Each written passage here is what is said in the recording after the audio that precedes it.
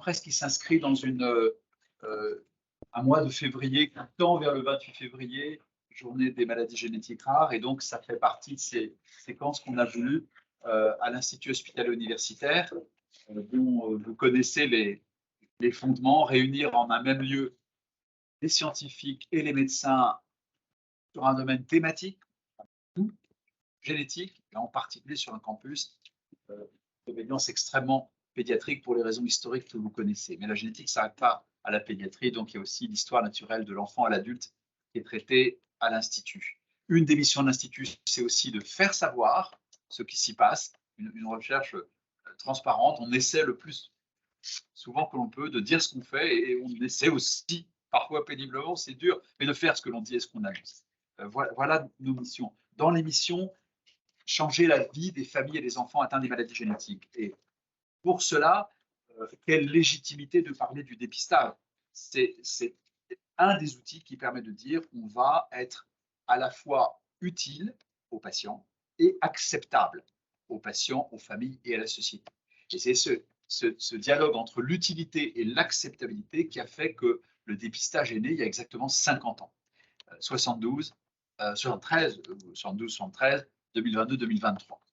Une deuxième opportunité, vous le savez, la loi qui, depuis le début janvier, a ajouté aux maladies, je dirais, historiques, 7 autres maladies dont il sera question. Comment on incrémente ces maladies, pourquoi, comment, quel est le rationnel.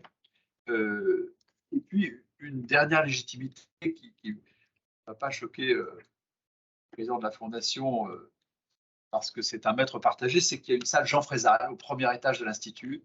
Et ça fait qu'on peut penser à Jean Frézal, notre maître en génétique, qui est le premier à avoir porté les projets du dépistage, d'abord à l'échelle régionale, et sur un modèle intéressant. On retrouve une autre racine de l'Institut hospitalo-universitaire, c'est par une association privée. Et pas tout à fait un hasard donc, il y a aujourd'hui un institut avec une fondation de droit privé qui porte un projet public-privé de partenariat IHP Imagine. Pour en parler aujourd'hui, vous avez 4 experts. Jean-Baptiste Arnoux, je commence par la gauche. Jean-Baptiste Arnoux est pédiatre, métabolicien dans le service des erreurs innées du métabolisme de Necker enfants malades, dans le centre de référence maladies rares, et dans la filière des maladies métaboliques, il a le rôle de piloter le groupe sur le dépistage des maladies génétiques. Arnaud Munich est président de la Fondation Imagine, qui est aussi généticien et qui a été très intimement associé à l'histoire du dépistage.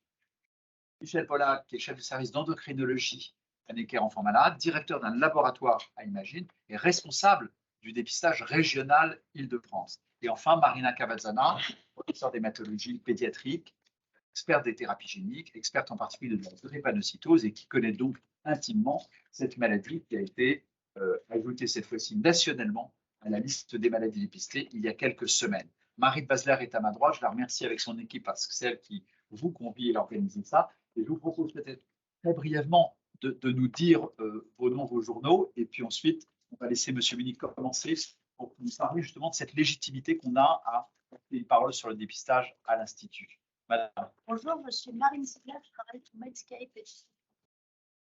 Bonjour, Alice Cachala, je travaille pour France Info. Je suis numérique, je suis journaliste indépendant. Bonjour Alain Perret, je travaille pour le site terragora.fr. Bonjour, Cassandre Rogeret pour handicap.fr. Dame, oui, il y a un petit saut. Je travaille pour le magazine Parents. Isabelle Tournet, je travaille à l'agence France Presse. Claudine Proust, je suis là pour Top Santé. Brigitte Blanche, je suis là pour les médecins généralistes Egora et West. C'est enregistré. Je pense qu'il y a peut-être où il y aura certains de vos collègues à distance, d'où l'idée de l'enregistrement que vous pourrez bien sûr réutiliser. Arnold. Merci beaucoup, Stan. Je voudrais juste rappeler un peu d'histoire, parce que pour savoir où on va, il faut se souvenir d'où on vient. Vous avez devant vous des bouteilles d'Evian. Evian est une société des eaux qui servait à reconstituer les biberons. Et en 1967, le patron des eaux d'Evian est allé voir M. Mosiconacci, qui avait la chaire de pédiatrie, en disant à cet éminent pédiatre, qu'est-ce qu'on pourrait faire pour prévenir pour aider à la santé des enfants. Et M. Mosiconassi a passé le ballon très rapidement à Jean Frézat, dont vient de parler Stan. Et ça a été le point de départ du premier programme de dépistage de la maladie curable par excellence, qui était la phénylcétonurie. Il y avait un très beau programme de santé publique utile qui permet de soigner très tôt, de repérer et traiter tôt une maladie curable. Cet esprit-là, il a persisté pendant les 50 glorieuses. Ça a commencé avec cette maladie curable, il fallait dépister pour traiter. Ça a continué avec l'hypothyroïdie, dont le leader est à ma droite. Ça a continué encore avec une autre maladie endocrinienne qui est l'hyperplasie congénitale des surrénales. Et on en est resté là, pratiquement là, pendant des années et des années. On a ajouté la méthylphénidone et dans certaines circonstances, la drépanocytose, dont on va parler tout à l'heure. Ce que je voudrais appeler de mes voeux, je vous le dis franchement, c'est que cet esprit des fondateurs continue de nous inspirer. C'est-à-dire qu'on ne dépiste pas pour le plaisir de dépister, on dépiste pour aider, pour traiter, pour faire quelque chose d'utile aux enfants. Cet esprit-là doit continuer de nous animer, malgré le martelage médiatique qui vise à tout dépister. Donc, à quoi bon tout dépister si on ne veut pas prévenir ni traiter? Donc, l'esprit du dépistage doit continuer de vous inspirer les uns et les autres, d'autant plus que, comme vous savez, le dépistage présymptomatique sur mineurs de moins de 15 ans est interdit par la loi. Donc, à quoi bon dépister si on ne peut pas traiter un enfant asymptomatique? Une fois que je vous ai dit ça, il faut que je vous dise l'inverse, c'est que, d'accord, les maladies peuvent se déclarer de manière différée, mais certaines d'entre elles, maintenant, sont curables. Il ne faut pas rester dogmatique. Si on voit pointer le nez des affections qu'on peut dépister et traiter par le régime ou par des médicaments, alors c'est légitime de dépister un sujet présymptomatique. Donc vous voyez, on est dans ce ciseau-là. On ne peut dépister que pour traiter ou prévenir par un régime ou un médicament. Mais entre-temps, la liste des maladies qui sont déjà curables s'allonge. Donc ne soyons pas dogmatiques.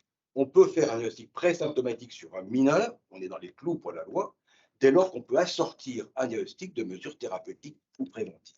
Cet esprit-là, le bon sens même, eh bien, il faut qu'on le rappelle, nous autres les Français, parce que, outre-Atlantique et dans beaucoup de pays, on dépiste tout et n'importe quoi. Par conséquent, on risque de faire des catastrophes.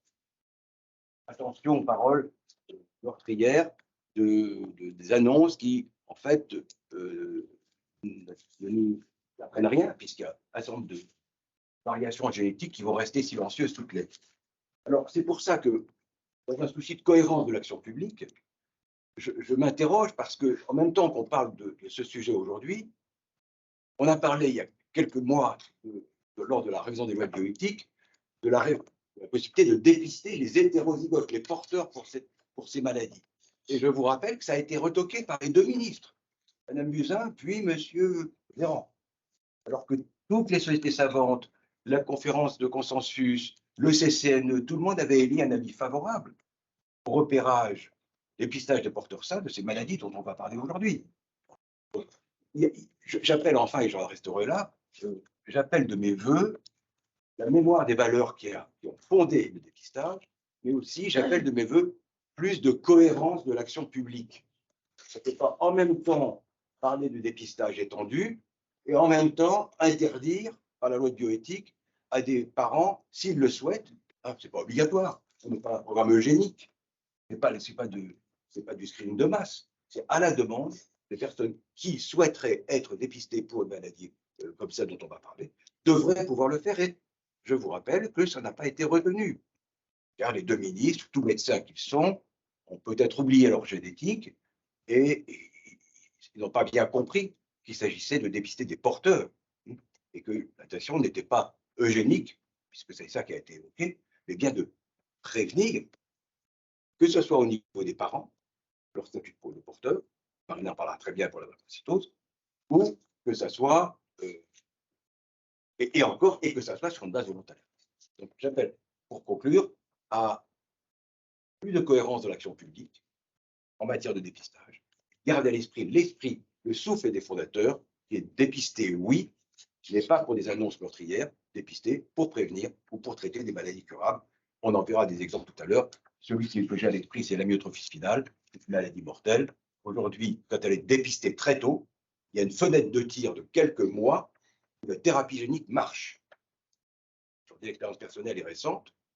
Cette infection qui a été identifiée dans l'Institut par Judith Melki il y a 25 ans, aujourd'hui, elle est curable. Et il y a une fenêtre de tir courte, de quelques semaines ou mois. Donc, si on ne dépiste pas tôt, les formes de type 1 mourront. Si on dépiste avant 3 mois, les enfants tiennent assis aujourd'hui et ne meurent plus. Donc, voilà une infection qui arrive tout à fait en tête de liste de celles qui devraient être dépistées parce qu'elles sont curables.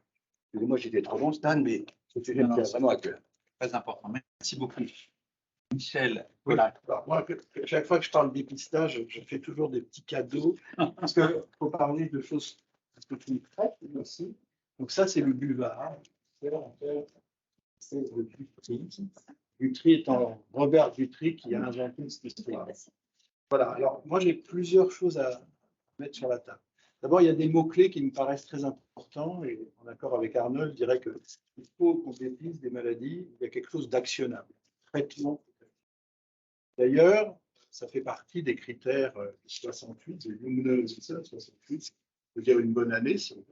Donc, il faut que ça soit un programme qui soit pérenne, donc il doit être enchâssé dans l'espace public, et c'est un bon marqueur, et qu'il y ait une acceptabilité. Ils avaient tout vu, hein, ces précurseurs-là, l'OMS. Il faut qu'il soit curable et qu'il y ait un traitement. Donc, je pense que là, on a tous les critères qui sont à respecter pour mettre en route un dépistage.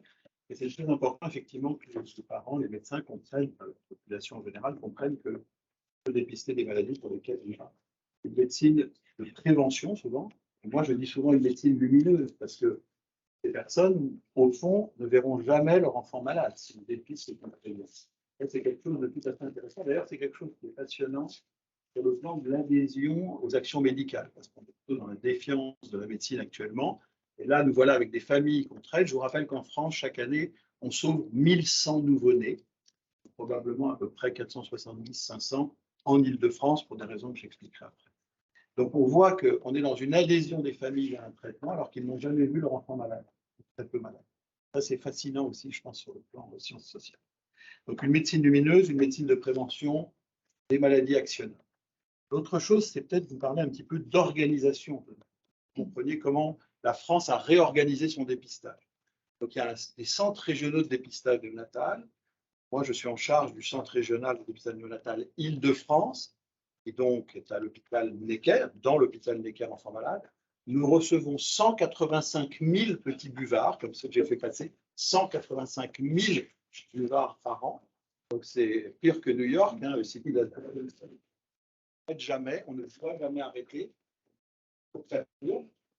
Et on s'occupe du dépistage de 110 maternités en Île-de-France, de la Polynésie française, de Saint-Pierre-et-Miquelon, 30 naissances par an, hein, 35 naissances par an, de la Martinique et de la Guadeloupe, sauf la drépanocytose, qui fait sur place, qu'on a eu l'assistance de cette maladie. Et puis, il y a quelque chose qu'on n'a pas évoqué ici, qui continue, qui n'est pas et sous une forme toujours associative. La Fédération parisienne pour la prévention, le dépistage et la prévention de handicap de l'enfant existe toujours. Nous sommes maintenant sur une action recentrée sur le dépistage de la surdité. Parce que là, on a parlé des dépistages biochimiques. Les nouveau-nés devraient être traités. Et là, il y a beaucoup d'améliorations à avoir. C'est un dépistage qui est plus compliqué à faire fonctionner que le dépistage biochimique. Alors, je vous rappelle tout de même les maladies qui sont dépistées actuellement. Jean-Baptiste Arnould, métabolicien, complétera avec les 7 nouvelles. Donc, il y a l'hypothyroïdie congénitale. Ça, c'est extraordinaire. Ça a une très bonne valeur prédictive quand on convoque un enfant. Très souvent, 3/4 du cas, après que l'enfant est malade, on peut le traiter à 10 jours de vie. Vraiment, lui changer son destin, sinon c'est le retard mental qui est là. L'hyperplasie congénitale des surrénales. Ça, c'est une forme rare d'insuffisance surrénale. Le bébé se déshydrate et effectivement, peut mourir de déshydratation si on ne les traite pas suffisamment tôt. Et là, c'est des médicaments à vie, mais on les sauve grâce à ça.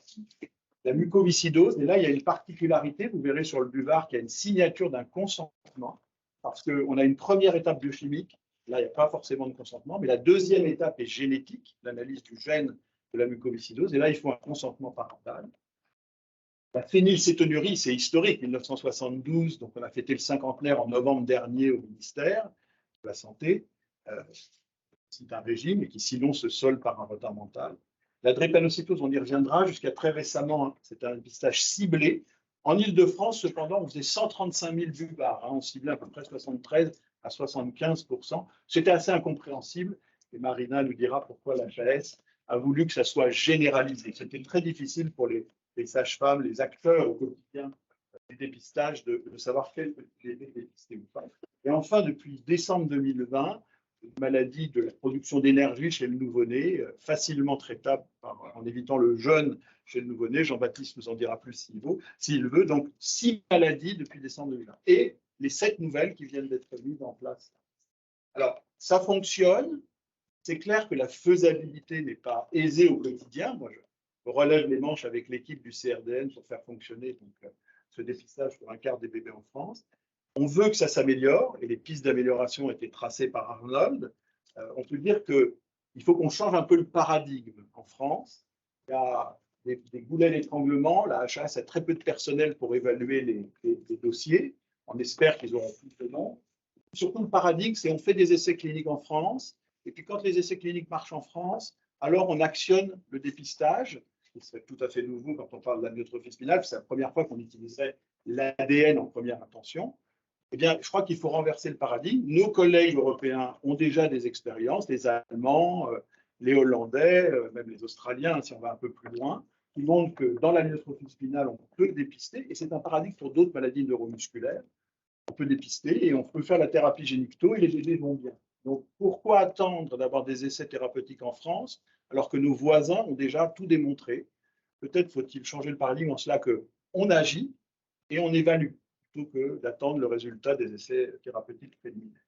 Donc, on veut améliorer, et cette amélioration, elle passe pas seulement par la capacité à dépister. On a changé nos machines, on a des machines plus compliquées, des spectromètres de masse pour pouvoir faire des dépistages justement de ces nouvelles maladies métaboliques, mais il faut aussi une filière de soins en aval. C'est très important d'avoir conscience que à chaque fois qu'on actionne un dépistage, derrière, pouvoir soigner l'enfant. Et d'ailleurs, la loi est assez différente de ce qu'on a vécu quand on était en associatif. En associatif, notre mission était de dépister. Maintenant, la loi elle dit clairement que les gens qui font le dépistage doivent s'assurer que l'enfant est soigné. C'est une mission assez lourde sur le plan médico-légal, mais qui est indispensable parce qu'elle met en lien l'action de dépistage avec l'action de soins au sein des centres maladies rares. Ça rejoint 2 plans nationaux très importants, le plan maladie rare et le fait d'avoir intégré dans le système public comme ça le dépistage néonatal. Biochimique. Voilà ce que je voulais vous dire en introduction. Merci beaucoup, Michel. Jean-Baptiste Arnaud, si tu veux bien. Voilà, là, vous avez vu, hein, sur 48 ans, entre 1972 et 2020, au fil des années, 7 maladies, 6 par dépistage biologique plus la surdité se sont rajoutées au programme. Vous voyez, sur 48 ans, 7 maladies. Et là, entre 2020 et 2023, entre décembre 2020 et 2023, là, c'est, je veux dire, là, en un coup, 7 maladies. Hein, donc, le programme a été, en quelque sorte, doublé en une fois. Et je me demandais, mais pourquoi? Pourquoi maintenant? Pourquoi maintenant? Pourquoi ces maladies? Pourquoi 7 d'un coup? Il y a plusieurs réponses. Déjà, il y a une réponse qui est technique, hein, technologique, comme le disait Michel, avec l'acquisition par les centres de dépistage des spectros de masse en tandem. Cette machine était indispensable pour le dépistage de déficit en MCAD. Mais cette machine, ce qu'elle a d'extraordinaire, c'est que sur une même tache de sang, elle peut doser plein de maladies d'un coup. Voilà. Donc, sans effort technologique, sans effort organisationnel au niveau du laboratoire, enfin si quand même toujours, hein, toujours beaucoup, mais en tout cas, avec un impact quand même limité, on arrive à faire plus de recherches d'un coup, plus de recherches de maladies d'un coup. Ensuite, la technologie ne suffit pas, hein, parce qu'il faut des financements, il faut un courage politique, une volonté politique derrière. Et on peut voir que pendant longtemps, cette volonté n'y était pas forcément, hein, avec le dépistage du MCAD qui avait été recommandé en 2011 et qui a mis 9 ans, 2020, pour être finalement mis en œuvre. Là, ce qui a été donné un petit peu l'effet de dynamiseur, de booster, c'est le plan national maladies rares de 2018, qui a encourager à la fois la haute autorité de santé à aller plus vite dans ses recommandations et les pouvoirs publics aussi à aller plus vite. Et c'est d'ailleurs à cause grâce à ce plan national maladies rares que le dépistage, l'organisation des dépistages a été revue en France, que des spectros de masse ont été acquises pour le dépistage de MCAD, et tant qu'à avoir une machine extraordinaire, autant l'exploiter au maximum en ajoutant des maladies. Après, quelle maladie? Comment on choisit des maladies à ajouter au programme?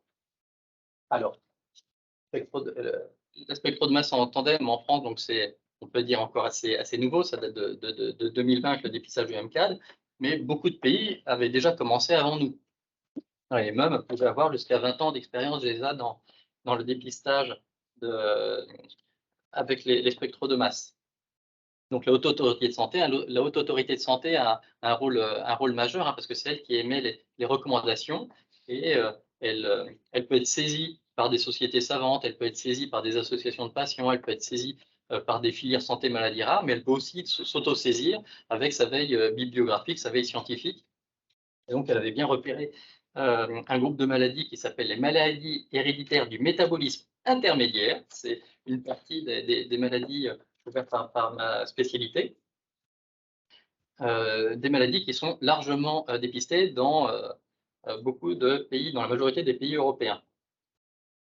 Donc la haute autorité de santé, donc hein, cette autorité publique vraiment indépendante, hein, elle a repéré donc un groupe de 24 maladies, hein, ces maladies héréditaires du métabolisme intermédiaire, et a commencé à réunir un groupe de travail.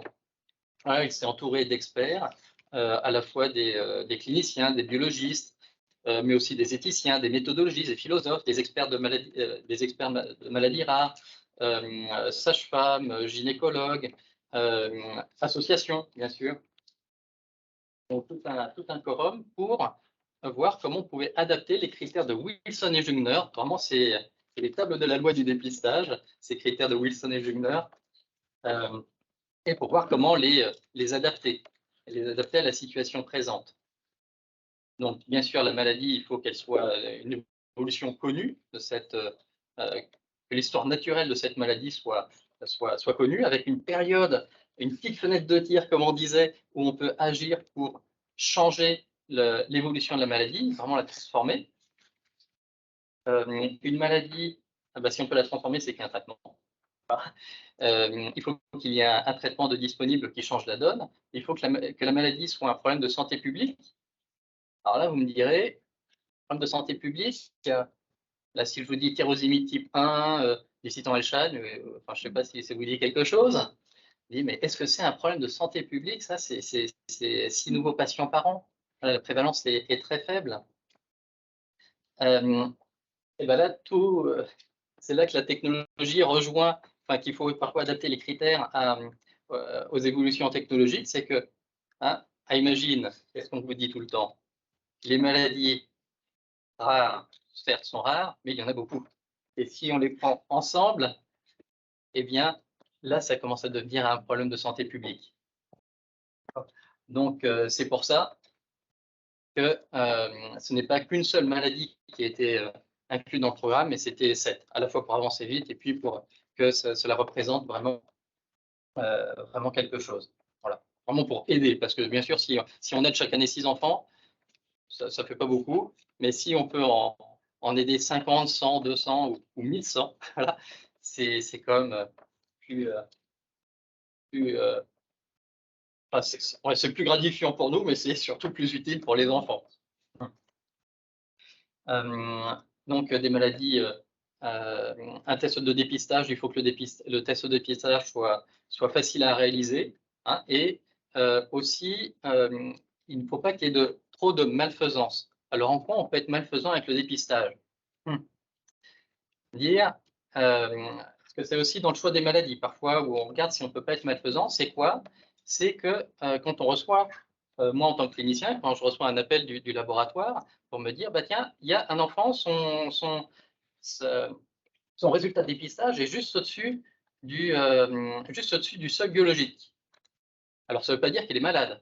Hein, ça ne veut pas dire qu'il est malade, ça veut dire qu'il est dans un groupe où il a la possibilité d'être malade. Ça peut être aussi une variante de la normale, ce qu'on appelle un faux positif. Ah. Donc, c'est-à-dire qu'on va appeler une famille qui est tranquillement chez elle, qui profite des premiers jours de... Voilà, c'est la joie de la naissance. Et au milieu de tout ça, on arrive et on dit, bah voilà, il y a un test qui est un petit peu au-dessus du seuil et il va falloir recontrôler. Donc, bien sûr, c'est un bouleversement dans la vie des familles où déjà ils se projettent, ah là là, ça se trouve, il a une maladie, etc. Donc, d'un point de vue psychologique, c'est assez fort et cela peut avoir des conséquences psychologiques sur la famille. Et on voit, comme ça, chez des enfants qui sont parfaitement sains, hein, mais chez qui on a vu que le test était douteux à la naissance, et puis finalement, en contrôlant, c'était normal, on vous rassure, mais n'empêche, il y a une trace qui reste. Et ces enfants-là, les parents sont assez stressés, anxieux sur l'état de santé de leur enfant, pour ensuite consulter plus souvent aux urgences. Donc, il y a certaines études qui montraient 40% de passages aux urgences supplémentaires pour les enfants qui ne sont pas malades, mais chez qui on a mis ce doute-là à la naissance. Donc, vous voyez, donc c'est aussi quelque chose qui rentre en ligne de compte pour le dépistage.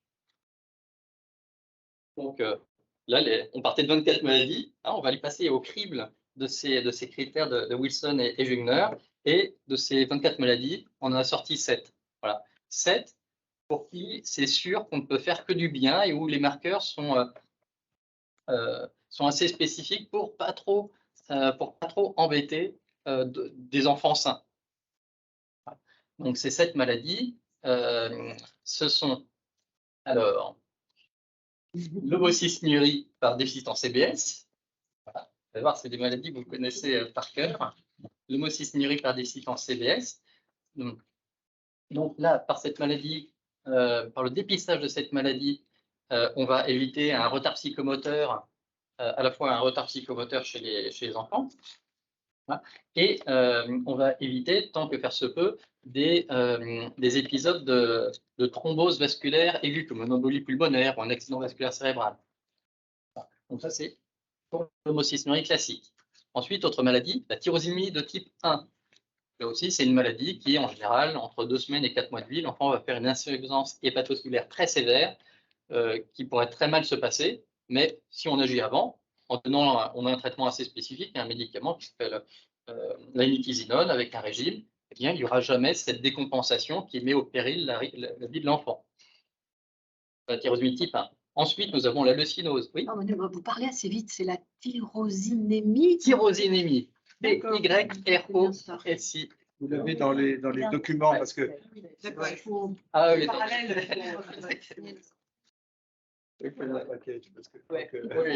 c'est normal, mais en même temps, vous voulez vérifier. Et pour la première maladie, donc, c'est quoi la parade? La parade, c'est un régime. Ouais, c'est un régime très, très spécialisé, hein, qui ne peut se faire que dans des centres de référence et de compétences pour les maladies héréditaires du métabolisme. De toute manière, toutes ces maladies, enfin, le laboratoire de dépistage a organisé un réseau pour que les enfants suspects soient transmis qu'à des centres experts. Voilà, donc des centres de référence, des centres de compétences pour ces maladies-là. C'est un traitement à vie ou... Oui, c'est à vie. Ouais. C'est depuis quand, du coup, là? 1er janvier 2023. c'est ça l'actualité. C'est les 7 maladies. Bonne présence ici. Voilà, c'est ça, les 7 nouvelles maladies C'est métaboliques. depuis, Un mois, peu quoi. compliquées que maîtrise parfaitement Jean-Baptiste Arnoux, mais qu'on ne vous demande pas de maîtriser complètement. Peut-être que je ne vais pas dire tous les noms. Non.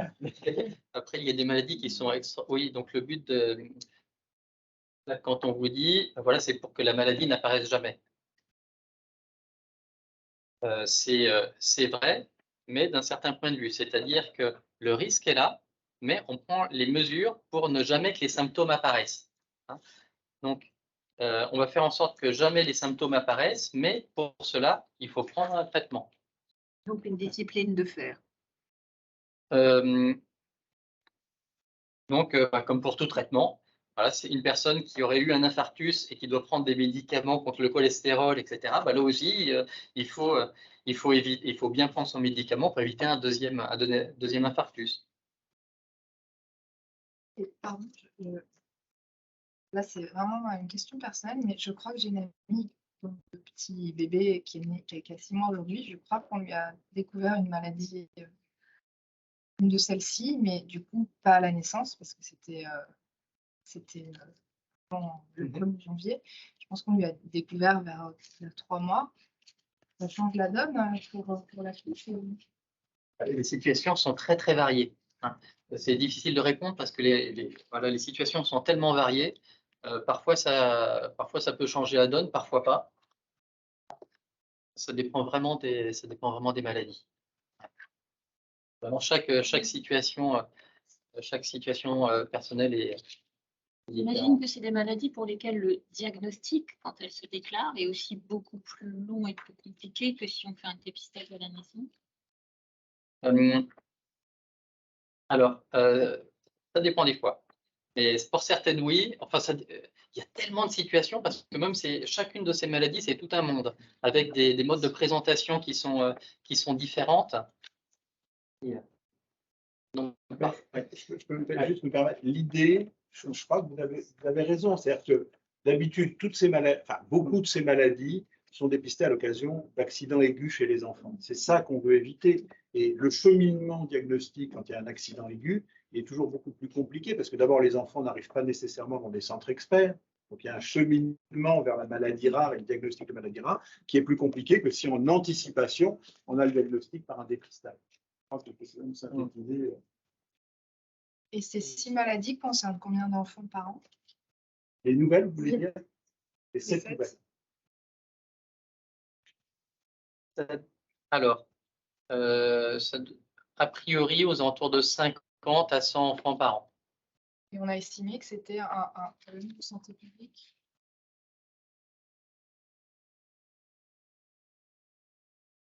Par an. Et puis, au fur et à mesure qu'on augmentera le nombre de ces maladies, ça prendra de l'ampleur. Sur la santé publique, je retiens les présidents de notre campagne grand donateur, Henri et Anne de Castres, ont eu un mot assez clair là-dessus. Je les cite: les maladies génétiques, ce sont des maladies fréquentes, mais qui touchent parfois peu de monde. C'est exactement ce sujet. Collectivement, on s'adresse à un problème de santé publique, donc la réponse est oui. Individuellement, ça peut être 50 enfants par an. La phénylcétonurie, sous ton contrôle, Jean-Baptiste, je crois que c'est 70-80 enfants par an en France. On parle de 740 000 naissances, on parle d'un grand pays, et on parle de présentation clinique, c'est le sujet que vous abordez, très hétérogène dans ces pathologies. Le dépistage à la racine va permettre d'intervenir utilité de manière acceptable, acceptabilité.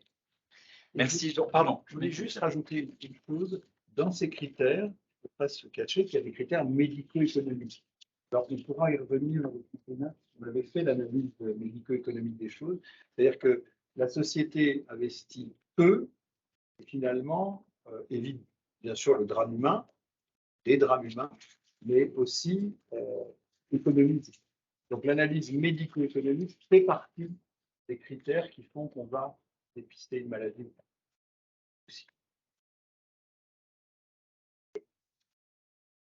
Je comprends. Le fait d'avoir un spectrographe de masse en tandem permet une utilisation maximale de l'appareil, ce qui permet finalement, pour le même coût de maintenance, presque d'avoir des réponses. Quand vous parlez de ces maladies génétiques, si on les augmente, s'agit-il de maladies autosomiques, enfin de maladies dominantes ou récessives? Est-ce que ça a un intérêt du coup, puisqu'on a un enfant dépisté, de se dire tiens, il est homozygote ou il est hétérozygote? Est-ce que ça a aussi un impact pour la gestion familiale, de la fratrie, des enfants qu'on aura ultérieurement. Je pense beaucoup à la mucoviscidose qui pose un problème parce que j'ai un peu travaillé sur le sujet. Et du coup, est-ce qu'on ne peut pas faire valoir ces impacts-là dans la manière dont on faire et la faire accepter, puisqu'on parlait de santé publique, mais en même temps, la notion de malfaisance, est-ce qu'une famille est prête à entendre de telles choses ou pas? Deux choses. Ça revient au commentaire initial du professeur Munich sur la logique qu'il doit y avoir entre le dépistage des enfants et la possibilité de diagnostic d'hétérozygote chez les porteurs et le thématique de conseil génétique. Et je pense que l'exposé de Marina Cavazzana peut vous donner des éléments de réponse pour une autre maladie modèle autosomique récessive qu'est la drépanocytose. Donc, si je vous propose qu'on écoute Marina, qui je pense aura des éléments de réponse à vous apporter dans son tour. Merci beaucoup, Stanislas. Merci à vous d'être là avec nous aujourd'hui. Écoutez, moi, je suis un outsider. C'est qu'on dirait en bon français, un observateur étranger au extérieur. Donc, en réalité, j'ai connu la thérapie, je me suis approchée à la thérapie génique par l'angle d'attaque de la thérapie génique. Et quand j'ai mis les pieds là-dedans, je me suis posé, c'était impossible pour moi de ne pas me poser des questions plus vastes. Et dans ces questions que j'avais en tête, c'était pourquoi un dépistage ciblé? Pourquoi il manque d'informations aux parents? Pourquoi pas de prévention? Pourquoi l'hétérozygote n'est pas informé?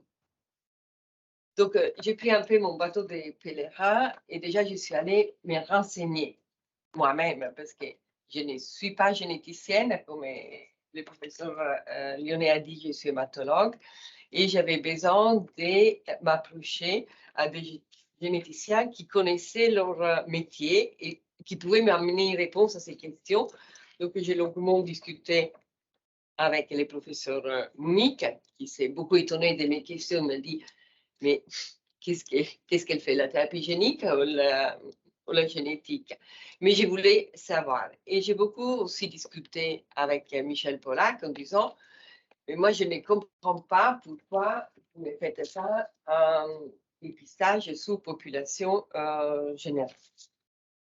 Mais aussi, j'ai entendu tous les réserves qui les professeurs de Lambert qui nous a rejoints émettait à mes questions et au fait que je m'approchais de façon un peu naïve à cela.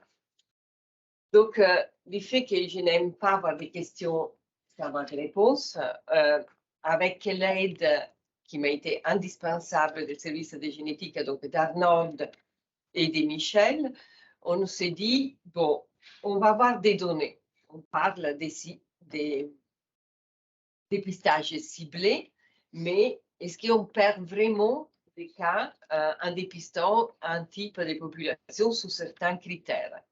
Et donc, avec l'aide de la région Île-de-France, qui nous a beaucoup soutenus avec un consultant en génétique formé dans l'équipe d'Arnold, avec les soutiens de la Fédération pour la prévention de l'handicap chez l'enfant, qui a passé notre projet au crible de son conseil d'administration.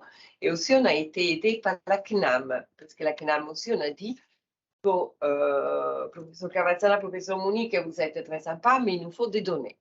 Et voilà qu'on a essayé de leur amener les données qui manquaient, un chaînon de la chaîne pourquoi généraliser. Et on s'est aperçu que parmi les 25% d'enfants qui n'étaient pas ciblés par cet dépistage, on perdait un certain nombre d'enfants qui étaient malades. Mais aussi, on perdait un nombre élevé d'hétérozygotes. Donc, je reviens à la question posée par Arnold, que je pense que c'est pour moi la question principale. Est-ce que nous devons informer l'hétérozygote? Pour moi, il n'est pas l'ombre d'un doute. On doit informer l'hétérozygote, on doit informer les parents, et les parents d'enfants hétérozygotes doivent connaître toutes leurs possibilités, parce qu'il n'y a pas que les traitements, il y a aussi la prévention. Alors, sous cet argument, beaucoup de gens m'ont dit, mais tu vas droit dans le mur, les parents ne vont pas comprendre. Et on a fait une expérimentation à nouveau sous la chapelle de la génétique et on a essayé d'améliorer l'information à l'hétérozygote, une petite étude pilote. Et les résultats de cette étude, c'est oui, quand les parents reçoivent une information complète sur les risques d'avoir un enfant atteint de cette maladie dévastatrice, ils sont prêts à venir à une consultation génétique, à comprendre ce qu'ils peuvent faire pour prévenir, à savoir ce qu'il y en a à notre disposition comme traitement. Aujourd'hui, naissent en France 430 enfants par an. Statistiques sous contrôle, plus de 400 par an. Je connais par cœur les chiffres du CRL d'Île-de-France, un peu moins. Dont la moitié en Île-de-France. Donc, 460, 464. 464. Voilà. Et il y a 320 à 360 enfants ayant un syndrome drépanocytaire majeur qui sont dépistés en Île-de-France chaque année. Donc, vous voyez, c'est des chiffres énormes.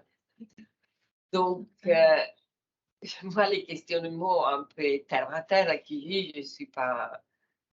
Pour nous, avoir la possibilité de proposer à tous ces enfants dans tout le temps un traitement par thérapie génique. Je vous dis tout de suite, la réponse est non, impossible. Aujourd'hui, avec les technologies qu'on a, c'est impossible. Il sera probablement envisageable dans une dizaine d'années qu'on pourra faire la thérapie génique in vivo, comme on fait pour la myotrophie spinale, mais pas avec les moyens dont on dispose aujourd'hui. Il nous faut faire de la prévention. Tous nos services de médecine interne vont être occupés dans les années qui viennent par les complications aiguës et chroniques des malades drépanocytaires. On ne pourra pas faire face, même pas en termes de transfusions sanguines, avec des groupes rares souvent, dont on manque des globules rouges.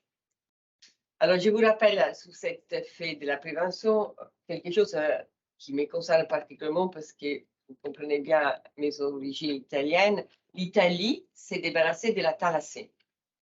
L'Italie, en Sardaigne, avait un nombre de patients thalassémiques extrêmement élevé. Et dans les années, si je ne me trompe pas, 70 et 80, on a mis en place un conseil génétique sur population générale. La Sardaigne en a pratiquement plus d'enfants thalassémiques. Est-ce possible, envisager aujourd'hui avec des nouveaux outils, une mise en place d'un système de prévention qui permet de prévenir la naissance de 464 enfants par an atteints de drépanocytose. Voilà. Comment on peut faire de la prévention, justement? Comment on peut empêcher ces... On peut faire de la prévention déjà en informant les couples à risque. Quand vous avez un enfant hétérozygote, vous avez deux cas de figure. Les deux parents sont hétérozygotes ou bien un seul parent est hétérozygote et l'autre est sain. Dans le cas d'un seul parent hétérozygote, il n'y a pas de risque d'avoir un enfant atteint. Dans le cas des deux patients hétérozygotes, il y a un risque d'avoir un enfant atteint. Donc, on peut préparer cette couple en différents traitements. Il y a la possibilité aussi de rétablir un diagnostic prénatal, néonatal. Je vous rappelle que c'est une maladie dévastatrice. À l'âge adulte, on a souvent des insuffisances rénales, des atteintes pulmonaires, des atteintes cardiaques. Les infarctus cérébraux sont responsables des atteintes des handicaps moteurs et cognitifs très importants. Donc, on peut faire diagnostic prénatal. On peut accompagner ces couples au diagnostic prénatal.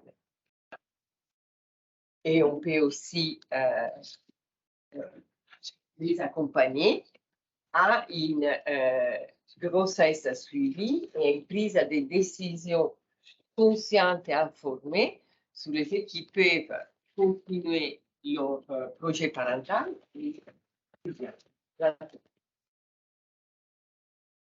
Ça qu'on peut faire de La prévention, c'est La réponse de Marina vaut pour un risque connu. J'ai un enfant atteint, il faut qu'elle complète maintenant en vous disant, en population générale, avant la naissance d'un premier enfant atteint dans un couple, on arrive, vas-y, je te laisse la parole, à la notion du diagnostic d'hétérozygote chez des couples, la possibilité, c'est cette logique-là de dire, si on dépiste cette maladie pour la traiter, une simulation, pourquoi alors ne pas ouvrir la porte au diagnostic des hétérozygotes avant même la naissance d'un enfant dans ce couple? donc des parents.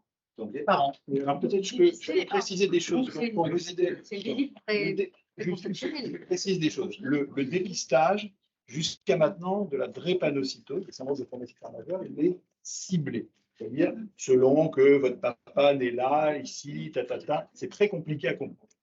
Ça nous permet de voir les enfants qui ont un syndrome de drépanocytaire majeur. Et là, c'est les 320 à 340 en Ile-de-France, les 460 en France. Soignés pour la maladie syndrome de drépanocytaire majeur. Mais dans le dépistage, nous voyons aussi les hétérozygotes, les bébés porteurs.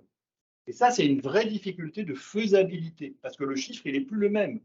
Nous, en Ile-de-France, on a 6500 par an hétérozygotes. Donc, jusqu'à maintenant, nous n'avons pas pu, pour des raisons de moyens, informer toutes ces familles aussi bien que nous devrions le faire.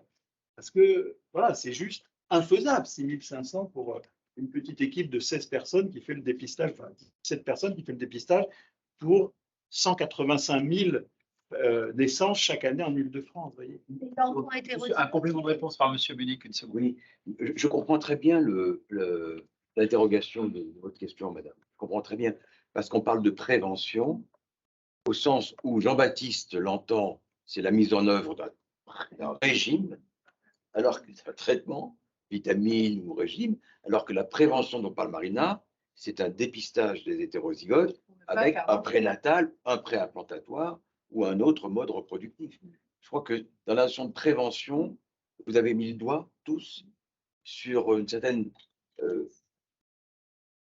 incohérence dans notre discours. Dans un cas, prévention, c'est un traitement et un régime. Dans l'autre cas, c'est des mesures de diagnostic prénatal, appelons-le par son nom. C'est en quelque sorte la prévention primaire, secondaire et tertiaire, Oui, version maladie génétique. C'est ça. Ce que je voulais poser, l'enfant hétérozygote, il va bien, c'est la question se posera quand il souhaitera devenir parent. Est-ce qu'il va toujours bien? Oui, c'est ça la question. Non, l'enfant hétérozygote, il va bien. Toujours bien. Même en situation extrême, madame? Même quand il fait du foot? Non, quand il fait du foot, sauf dans les situations, par exemple, d'une altitude supérieure à 3000 mètres, Voilà. qui est quand même pas très fréquent, où les Marines américains, où il y a eu des décès chez des hétérozygotes, mais il faut des conditions extrêmes. On peut considérer que 99,99% des hétérozygotes n'auront aucun.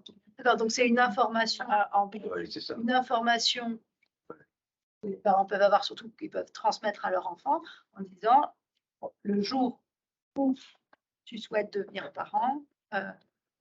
Il y a beaucoup il y a l'information que l'enfant doit retenir, on doit le garder informé, mais il y a aussi savoir l'état hétérozygote des deux parents.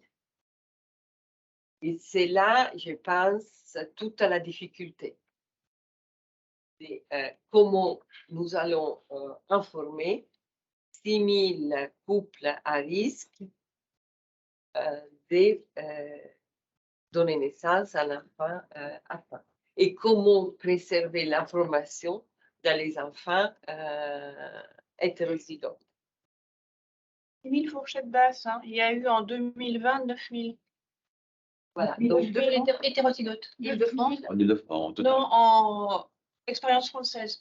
C'est pour tous les Ils se mettent animaux. pas Alors, 6 000, c'est le chiffre CRDN Île-de-France. Île-de-France, oui. Alors 9000. Un quart de la population. 9000 France. Oui, parce que vous avez compris, il y a une répartition inhomogène et ça a été une des discussions, faut-il généraliser ou Les pas? territoires Parce ultramarins aussi. qu'en Oui, Bretagne, la il y avait chance, 9% d'enfants testés, en région PACA, 50% et en région Île-de-France, 75%. donc, vous voyez, c'est ça pour vous dire, vous avez parlé tout à l'heure de la rareté des maladies. Oui, si on considère 1 sur 3000, c'est rare. Si on considère au niveau de population générale chaque année, donc on parle de 9000 hétérozygotes en toute la France et de 464 enfants avec cette maladie. C'est des chiffres énormes.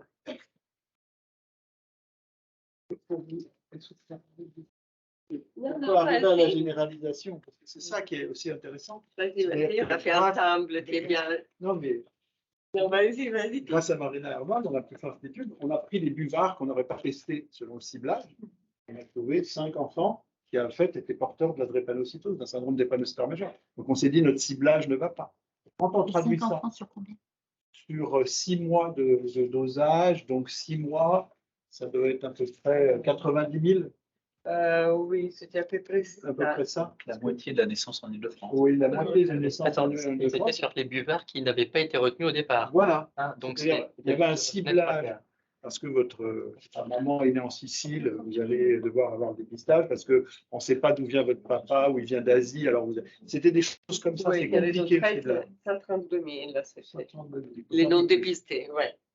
C'est ça. Et donc, du coup, quand on traduit ça aussi, parce que j'avais évoqué le médico-économique, en fait, on avait calculé qu'en mettant 150 000 euros de plus sur la table, on pouvait passer de 73-75% de ceux qui étaient ciblés à dépister tous les enfants en Île-de-France. Et que ça, si on mettait ça par rapport au coût d'un enfant qui arrive dans une situation aiguë à l'hôpital, qui nécessite des soins parce qu'il n'a pas été dépisté, il y avait probablement 1 à 2 millions d'euros, de 150 000 euros. Donc l'investissement de la nation à 150 000 euros de plus était intéressant pour éviter justement ces cas dramatiques d'enfants qui étaient découverts sur des décompensations de leur drépanocytose. Il s'agit bien d'enfants homozygotes.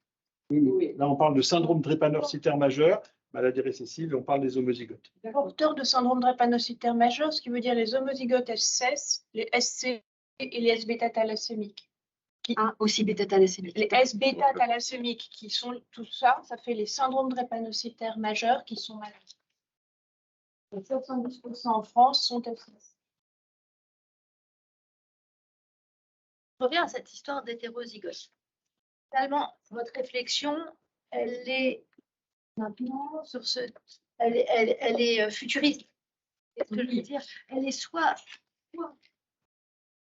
en faveur de dépistage de parents qui ont un projet d'enfant, soit les enfants dépistés hétérozygotes qui, dans 25-30 ans, auront envie de devenir parents. C'est ça.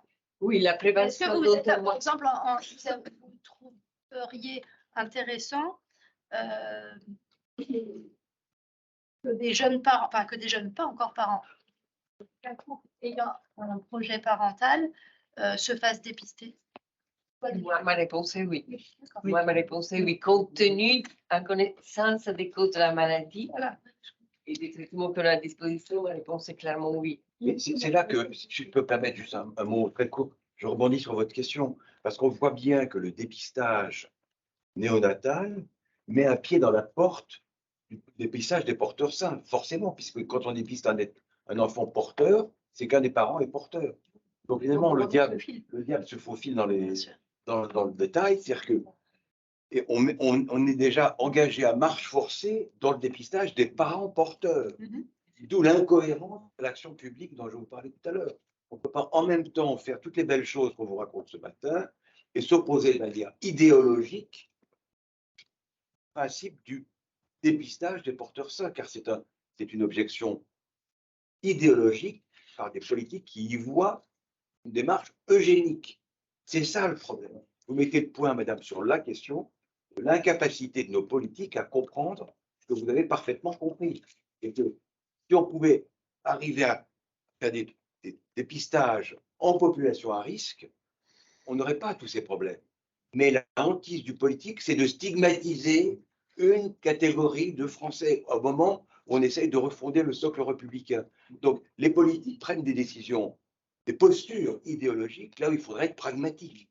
Une autre racine, si je peux me permettre, il y a cette racine-là d'incompréhension et de posture idéologique. C'est pas carrément stupide. C'est complètement On stupide. pourrait le dire. Parfaitement stupide. Il y a une deuxième posture qui est dogmatique, qui est de dire si on utilise le mot dépistage en population, alors il doit être à l'aune du dépistage néonatal, qui n'a pas du tout, vous l'avez compris, les mêmes racines, puisqu'on doit intervenir chez un enfant qui va être malade, ce n'est pas la question. Et alors, disent certains politiques, il doit donc être systématique, national, remboursé, c'est-à-dire obligatoire en France. C'est pas du tout l'esprit. C'est pas du tout l'esprit. On n'a jamais dit ça. L'esprit, c'est de rendre service à des couples qui le veulent, en première intention. Donc, le mot dépistage véhicule pour certains politiques qui n'ont pas voulu comprendre ou pas bien compris l'idée eugénique parce que c'est systématique, étatique et, si possible, obligatoire. Vous voyez ce que je veux dire? Alors même qu'on n'a jamais demandé qu'aucune conférence de consensus, ni le CNE, ni les états généraux de la bioéthique n'ont demandé d'instaurer le dépistage systématique. On voulait juste que ce droit soit ouvert. Dès lors qu'un droit est ouvert en France, il devient ipso facto gratuit. Et c'est ça qui les a arrêtés.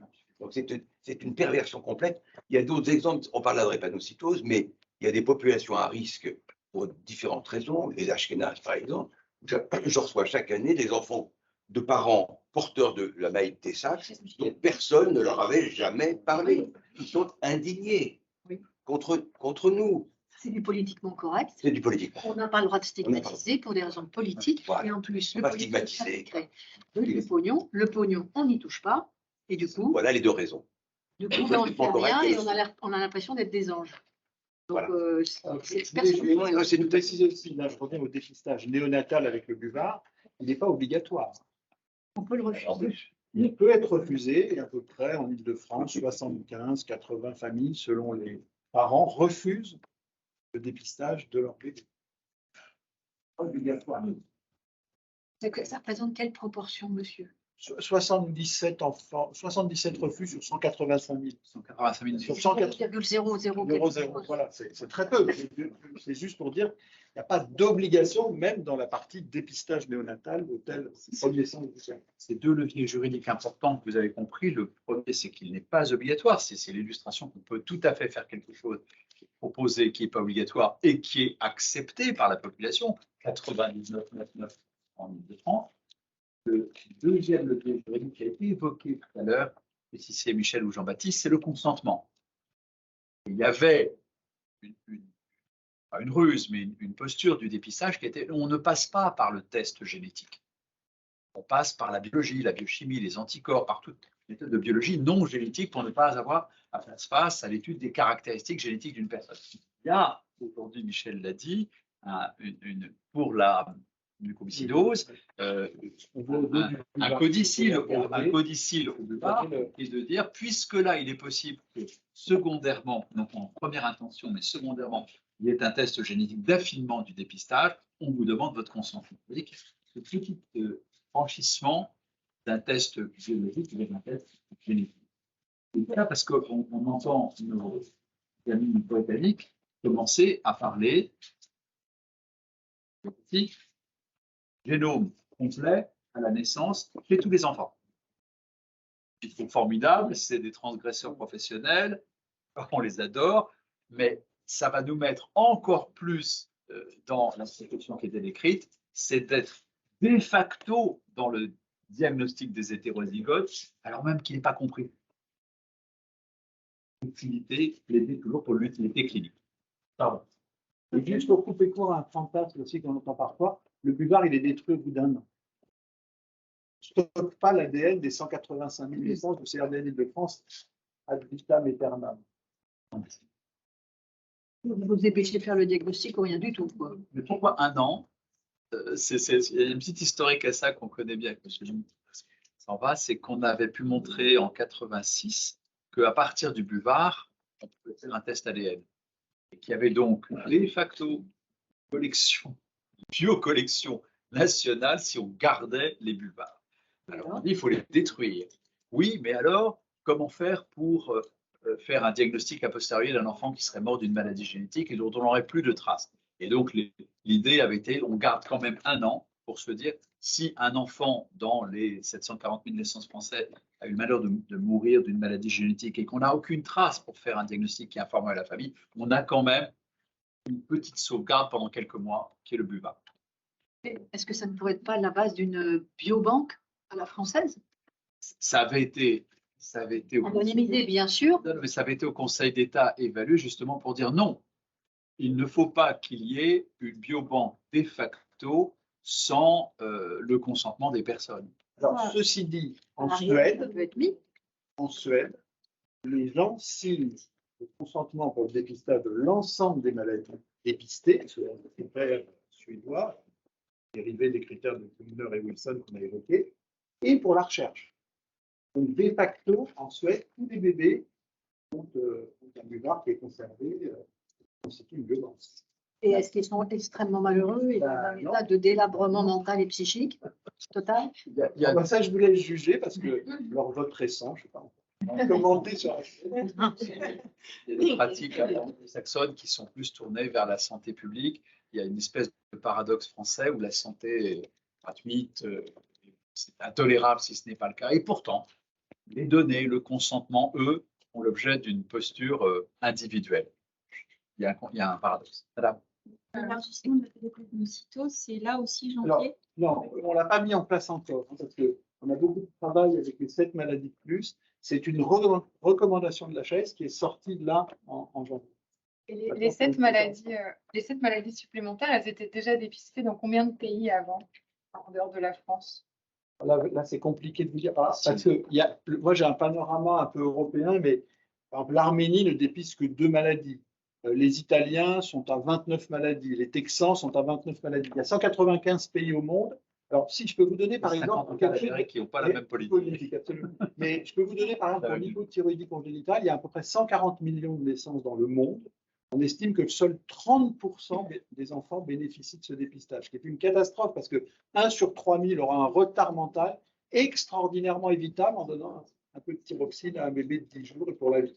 Donc, si on prend le big picture, c'est assez lamentable en fait. On a vraiment des progrès à faire. C'est pour ça qu'on essaie de passer par des consensus internationaux. On va mener celui qui concerne l'hypothyroïdie congénitale pour que les médecins dans les pays où ce n'est pas fait puissent avoir un document scientifique irrévocable qui comprend du médico-économique et tous les arguments pour pousser le dépistage dans leur pays. S'il vous plaît, à propos de l'Italie, d'où vous venez de dire qu'elle détecte 29 maladies, est-ce que ça veut dire que ces 29 maladies sont actionnables pour reprendre le terme que vous avez employé tout à l'heure? En général, oui. Mais ce n'est pas le plus le mieux. Hein. Ce n'est pas forcément le plus le mieux. Il faut réévaluer. D'abord, parce que c'est un peu un record. 29. Oui, le Texas, c'est un peu le record. Quelles sont les prochaines pistes alors qui sont envisagées si on devait encore élargir le nombre de maladies qui seraient dépistées?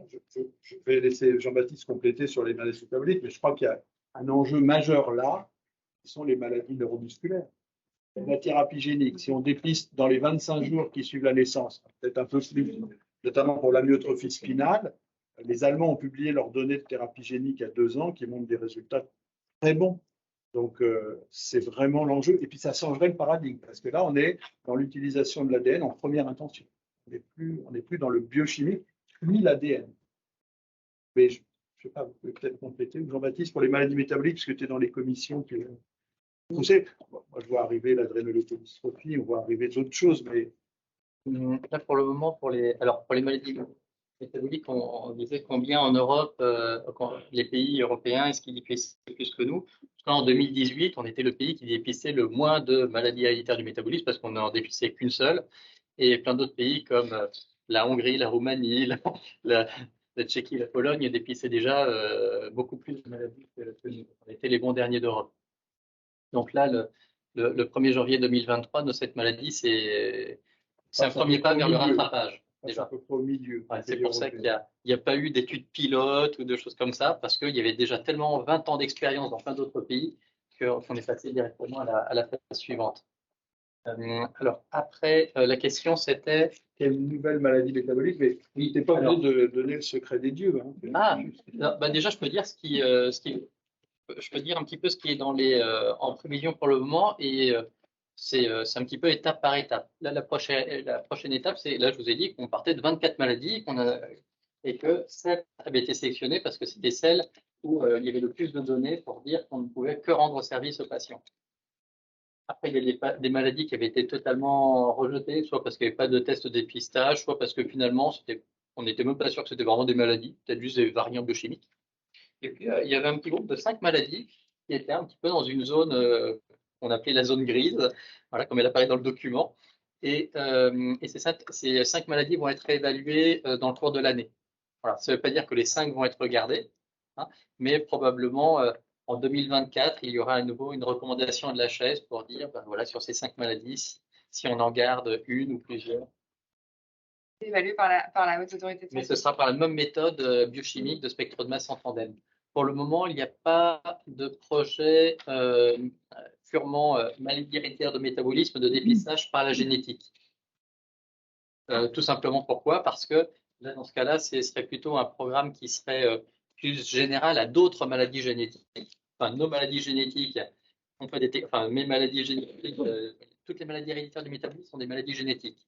Hein. Leur particularité, c'est que biologiquement, il y a un biomarqueur qu'on peut mesurer.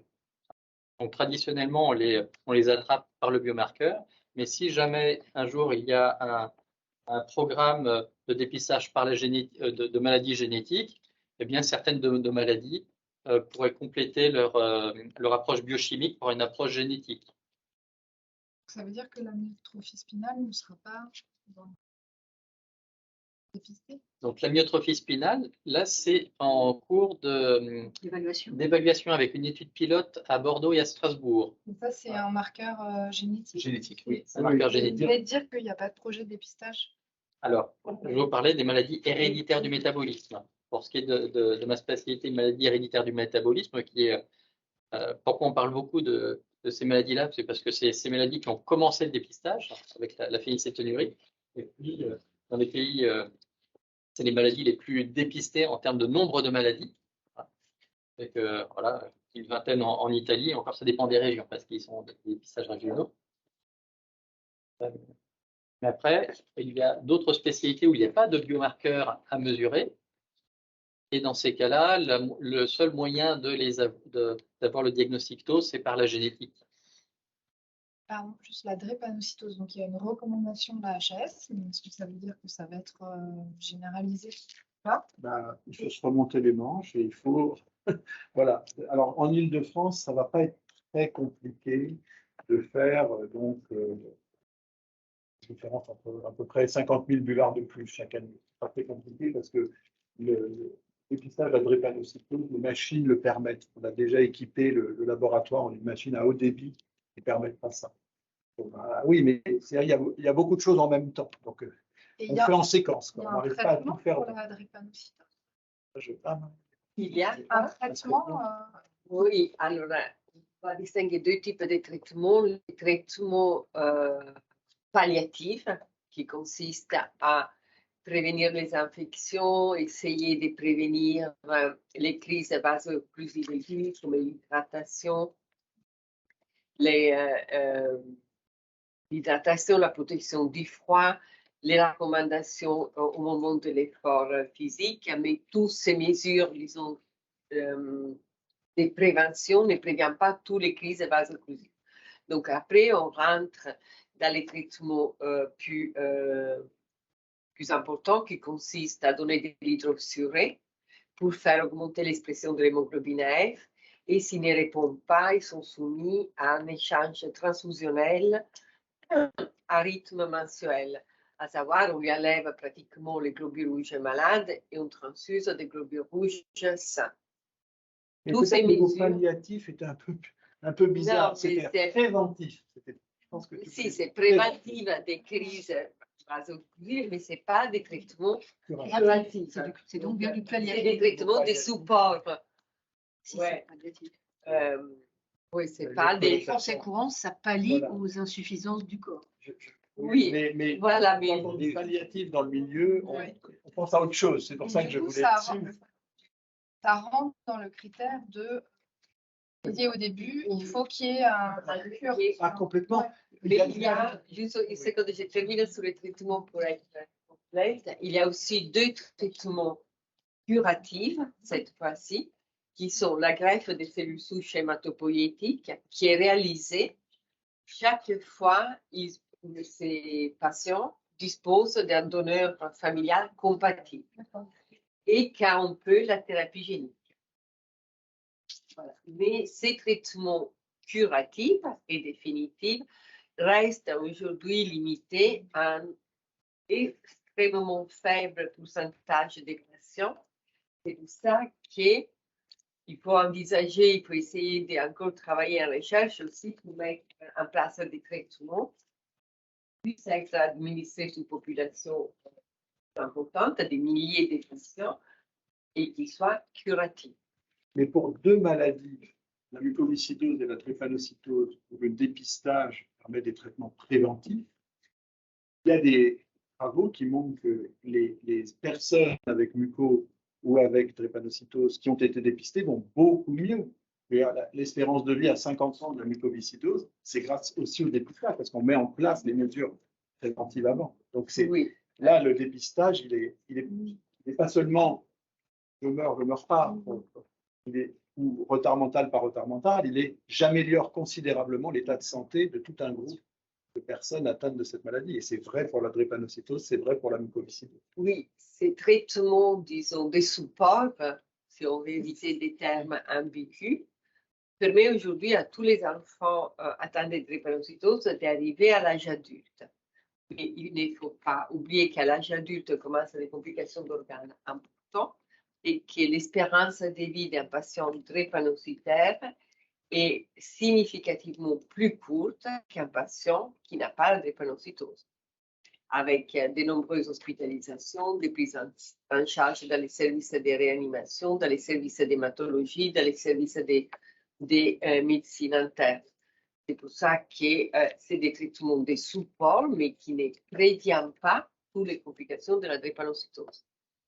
Quand on est malade, on est malade. Est-ce que ce n'est pas le meilleur argument pour prévenir les futurs parents, afin qu'ils sachent, en plus, Oui. il y a un fait Tout à fait. qui crève les yeux, c'est la mobilité des populations, l'immigration massive avec la dispersion de ces gènes.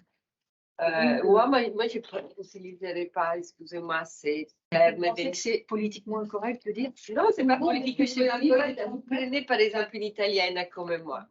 D'accord? Il y a en Italie, il y a eu la malaria endémique dans la vallée du Po. Je peux très bien voir rentrer thalassémique. Oui. Et je peux me marier avec un Français d'origine, de lointaine origine nord-africaine qui peut avoir un trait thalassémique aussi. Donc, ne parlons pas d'immigration, ce n'est pas vrai. Il y a, disons, dans toutes les populations, dans tous les endroits où il y a eu, par exemple, l'endémie du paludisme, il y a eu une sélection naturelle des traits qui protègent les gens de ces infections. Donc, je sais qu'aujourd'hui, on ne peut plus, comme dans les années 50, mettre les doigts sur une population spécifique. Le pourcentage des populations est tel aujourd'hui. Je suis bien une émigrée de première génération en France, italienne, thalassémique. Non, je ne suis pas thalassémique, mais bon, je pourrais l'être. Donc, c'est pour ça que je vous dis, arrêtons de parler des problèmes d'immigration. Ce n'est plus le cas. C'est-à-dire que c'est quand même un fait que les populations bougent. C'est un brassage général. C'est le brassage Mais c'est un brassage général. L'immigration devient impossible à exprimer. C'est pas ça, c'est un brassage génétique. Vous savez, ça dépend de deux lettres. C'est im. Le mot migration de population, brassage, est tout à fait. C'est ce qui se passe. C'est ce que j'ai pas dit. J'ai dit migration. J'ai compris. On a compris immigration. Le mot immigration a une connotation politique, etc. Pardonnez-moi, c'est juste une clarification sur deux lettres. D'autres questions? Non, je précise ça parce que la drépanocytose a été objet de beaucoup de mauvaises lectures de ces problèmes de dépistage de la part des politiques que je voudrais vraiment éviter. Et ça revient sous le tapis, ce type de débat politique infructueux et très stigmatisant. Oui, mais à la sortie, il y a des gens malades, et quand on est hétérozygote et qu'on fait comme tout le monde et trekker plus au Pérou, parce que là en ce moment c'est délicat sur le plan politique, mais si on veut trekker au Népal, on a le droit de trekker au Népal à 20 ans. Et si jamais on se retrouve avec un trouble majeur, on n'avait pas du tout prévu de décéder au Népal. C'est quand même un drame personnel. Enfin, il me semble que c'est une raison éthique qui est difficilement discutable. Pour revenir sur la drépanocytose, donc là, il y a une recours, mais c'est compliqué à mettre en place. Est-ce que ça peut purement tomber dans l'oubli ou est-ce que ça va être... Non, on va le mettre en place. Non, il y a en place. Donc, des priorités. Il y a quelle question? Je parle de cette comité analytique a été saisie sur la problématique de l'information de l'hétérozygote. Donc, je pense qu'ils vont recueillir d'autres informations pour prendre un texte de loi qui tient compte de tout ce qu'on vient de débattre ce matin. C'est-à-dire qu'en gros, à chaque maladie, là, est sorti un décret qui dessine la mise en œuvre. Donc là, l'HAS a recommandé, on attend le décret qui dessine la mise en œuvre.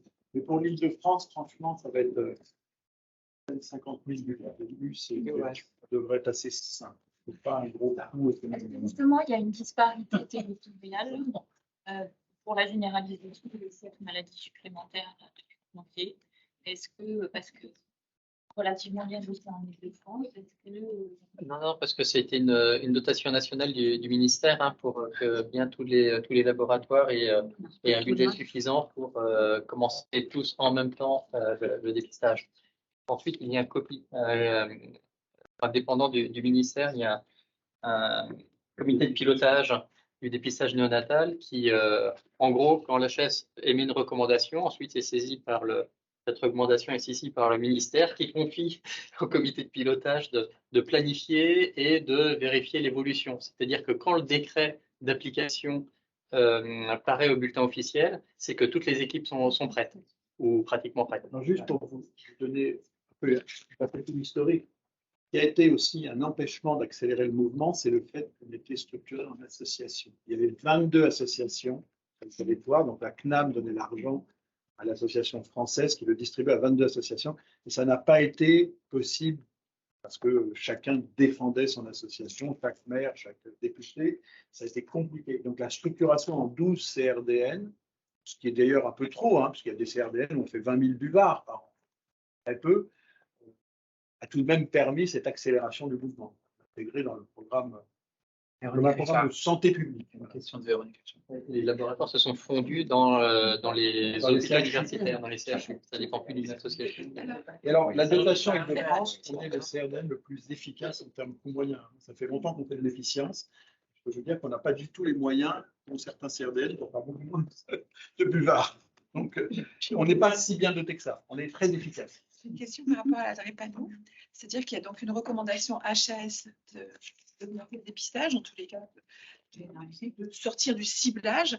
Est-ce qu'il y a une recommandation également au niveau de la prévention et de l'information des familles? Parce que il faut que ces familles connaissent très souvent le nom de la maladie, mais ne connaissent pas forcément les symptômes de la maladie, les risques de la maladie. Et donc, il faut qu'il ait deux pieds. S'il y a la prévention, il faut qu'il y ait aussi l'information. Est-ce que du coup, cette partie, est-ce qu'il y a une recommandation HAS? Comment est-ce qu'on améliore l'information des familles pour qu'ils connaissent mieux cette maladie, qui est souvent très taboue d'ailleurs dans les familles, pour ceux qui sont touchés? Et parce que si on veut avoir leur consentement, il faut aussi qu'ils sachent à quoi ils consentent et quel est le risque. Une très bonne question. Je pense qu'ils sont en train de s'informer, je ne sais pas jusqu'à où ils peuvent ou ils souhaitent aller en termes d'information, mais la question est sur la table. C'est-à-dire, Véronique, jusqu'à maintenant, le dépistage a été ciblé vers les enfants malades. C'est ça. Donc ça, on sait faire. Ce qu'a évoqué Marina, ce qu'a évoqué Arnold, c'est quelque chose d'un petit peu différent. C'est comment on donne l'information aux hétérozygotes. Jusqu'à maintenant, nous, on envoie un simple courrier. Avec 6500 familles à informer chaque année, on ne peut pas faire plus. Ils reçoivent un courrier. On sait bien que ce n'est pas suffisant, parce que ça, Marina l'a étudié, la manière de donner l'information, de recevoir le courrier. Vous êtes porteur de, c'est compliqué, il faut décoder, il faut une consultation. Et ça veut dire qu'il faut, à ce moment-là, 6500 consultations en France, 9000 consultations en France, dans des centres spécialisés, avec des conseillers en génétique, par exemple, qui peuvent le faire. Donc là, il y a un problème d'organisation et de masse de travail qui n'est pas résolu. Oui, pour l'étude qu'on avait fait en brève période, parce que je voulais me rendre compte de l'étendue du problème en chiffres, les simples courriers permettent d'informer et d'amener 8% des couples à risque à une infection génétique. Si on envoie un courrier et 15 jours après, on passe un coup de fil, on augmente ces taux d'information à 35-40%. Et si on envoie les courriers puis 3 textos, pas toujours envoyer quelqu'un, à peu près on est au même chiffre, mais on reste bien dessous des 100% d'information. Et on a et c'est qu'on a vu dans cette étude qu'on a des trous dans la raquette partout. Au niveau des médecins des villes, des consultations dans les centres de prévention materno-infantile, au niveau des pédiatres, au niveau des familles. On a des trous de la raquette dans tous les processus d'information du diagnostic néonatal à la formation des parents. Donc, c'est un gros travail mettre en place. Et ça retombe un peu sur vous, c'est-à-dire que Oui, c'est peut-être un des messages qu'on aimerait bien que vous puissiez relayer. On s'était donné 1h30, donc on y arrive. Vous pourrez interroger mes collègues, bien sûr. Mais c'est d'œuvrer à cette idée des vertus, de la bienveillance et de l'efficacité. Michel a eu raison. La France a même été très, très pionnière dans le dépistage et dans sa parcimonie, à la fois dans les indications, ça c'est peut-être devenu discutable, mais aussi dans son administration et son information, très, très exemplaire. Donc pour que ça reste comme ça, il faudrait peut-être que vous relayiez cette idée de l'importance de l'information génétique et aussi l'idée d'une nouvelle profession qui a été évoquée par Marina à l'instant et par Véronique, qui est le conseiller en génétique. On a généticien, clinicien en France, ça se compte sur les doigts de toutes les mains de la salle ici, c'est là où on doit être 150. Les conseillers en génétique, une profession formidable, qui doivent prendre ce relais pour certaines dans un territoire en matière de population, en connexion avec des centres de dépistage. Ce serait tout à fait une excellente idée. Oui, alors, entre les deux, entre ce que nous écrivons, qui est signé de notre plume, qui n'a pas la valeur de la vôtre, vous faites parler, vous dites que c'est Madame Cavazzana a dit, Monsieur Pollack a dit, Monsieur Loin. On soupçonne les médecins. Les médecins, on les croit. On ne pas de tricher a priori, mais un journaliste, ça ment. Pur. Oh, vous êtes un peu dans le complot, madame. Non, c'est ce que j'entends. Vous venez vous informer, vous êtes justement à la racine, vous avez les meilleurs experts. Fiche d'explication. Vous pouvez les faire passer. Non, la proposition, c'est dans vos papiers, vos textes, si vous en êtes d'accord, de soumettre la citation que vous aurez pu enregistrer ou repérer ou noter. Ça, ce serait bien, parce que voilà, Jean-Baptiste Arnaud et Marina Cavazzana peuvent endosser ça. Et vous avez raison. Oui, mais par exemple, l'Institut Pasteur fait des fiches sur choléra, machin, bidule. Il y a des fiches. La maladie, c'est ça. Pourquoi l'Institut imagine il y a des fiches partout. On n'a pas 8000 fiches. Le problème, j'imagine, c'est qu'on doit avoir 8000 fiches. Non, vous trouvez sur et on le site de la PHP, on a fait des films explicatifs. Pour le 53, on a fait plein de choses. Alors justement, il y a plein d'informations. Parce que cette conférence de presse elle a été organisée avec le concours de la communication de l'hôpital Necker, voilà, et du centre des maladies rares. Et vous aviez fait des très intéressants, très explicatifs sur le dépistage. Donc, on vous les a mis, n'hésitez pas à les regarder.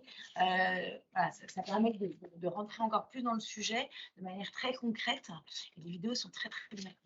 Ça amène aussi à vous donner comme source d'information le plan maladie rare. Enfin, Ouais. le site ministère, il y a des fiches. On Ils a sont tout très un bien faits. travail C'est pour ça qu'on ne qui peut a pas été fait répéter. à partir d'Imagine pour les même professeurs des écoles. Oui. Ça s'appelle tous à l'école. Mm.